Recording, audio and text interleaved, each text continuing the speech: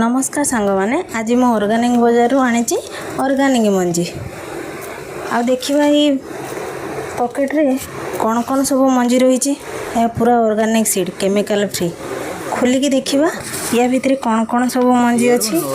दीटा pocket रे कौन कौन मंजी अच्छी गोटे हूँ पिट्रोलिका गोटे हूँ भिनका आपण मैंने इंग्लिश ना देखिए डरी होती कि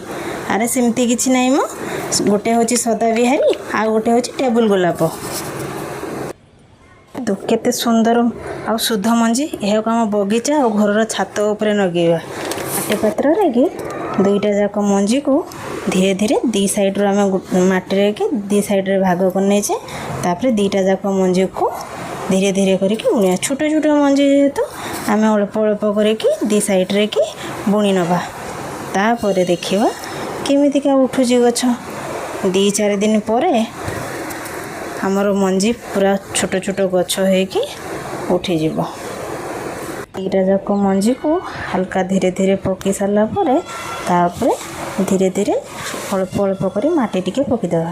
तापर छिंचन प्रणाली रे कि पानी टिके देकी ताकू 2-3 दिन सेमती रखीदबा तापर देखिबा 2-3 दिन पर देखंतु मंजी गुड़िक अंकुरित हो जाए आपण मैंने भी ऑर्गेनिक मंजी चेष्टा कर देखंतु